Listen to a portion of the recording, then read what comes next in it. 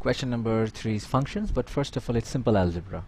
So here we have to simplify this thing into this thing. Now one thing has to be clarified, this special fancy symbol doesn't really mean anything. You can write it as this and this is the same thing. So if they give the question like that, just go ahead and write it as fx equals to 5x plus 1 divided by x squared plus x minus 2 minus 3 by x plus 2. Now in order to simplify this, we have to do middle term break here and do this separately. So we know x squared plus x minus 2. So if you do middle term break, 2 ones are 2. So x squared plus 2x minus 2. So this would be x plus 2 minus 1 x plus 2. So it will be x plus 2 x minus 1. So fx equals to 5x plus 1 x plus 2 x minus 1 minus 3 by x plus 2. So this is what we have, and we take LCM. So the LCM is going to be x plus 2, 1x plus 2 here, 1x plus 2 here, and this is going to be x minus 1. So x plus 2 x plus 2, this is going to be 5x plus 1 minus x plus 2 x plus 2, this is going to be 3 into x minus 1. So if we simplify, it will be 5x plus 1 minus thrice x plus 3 divided by x plus 2 x minus 1.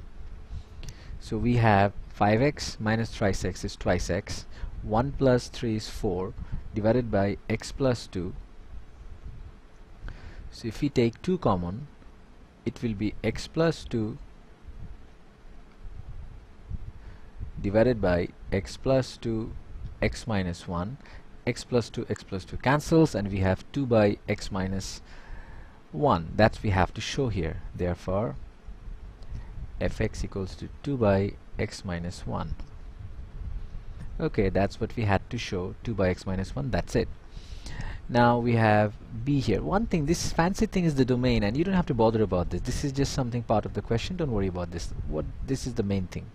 Now b is f inverse x. Now f inverse x means everything becomes reversed, everything becomes changed, it becomes the opposite. So the first thing you do, let y equals to fx. So if this is fx, don't use this bigger one, use the simpler one. These two are the same now. So use y equals to 2 by x minus 1. Now after you have written this out, you then find the value of x from this. Let me say it again.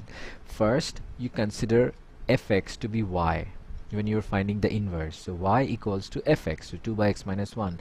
Now after you have done it, you have to find x from it. How can you find x? Y x minus 1 equals to 2. You can write x minus 1 equals to 2 by y. Then you can write, therefore x equals to 2 by y plus 1. Now you have found x. This is the inverse of fx. So f inverse x equals to, but you cannot write y because here they have written x. So 2 by x plus 1. That's it. This is f inverse x. Done. And be careful about f inverse and f prime. F prime means derivative, so be careful about that. Now this question is, you have to solve the equation fgx. So fgx means gx inside of this. Same thing, fgx means gx inside of fx. So let's find this expression first. So what is the expression of fx? Fx is this one. Don't use this complicated one, use the easier one. So fx is 2 divided by x minus 1. So 2 divided by x minus 1 means f inside gx means 2 divided by blank minus 1, and this blank input is going to be gx, which is going to be x squared plus 5. It turns out to be 2 divided by x squared plus 4. So this is fgx. So therefore 2 divided by x squared plus 4 is equals to 1 by 4. If you cross multiply, 4 2s are 8, and x squared plus 4 is into 1 is this. So this is going to be x squared equals to 8 minus 4, which is 4.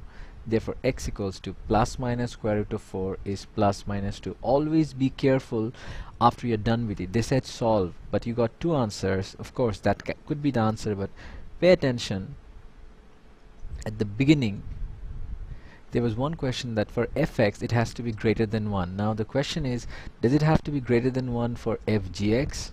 So this is a question you have to be careful about. No, it does not affect fgx, because fgx is a completely different function.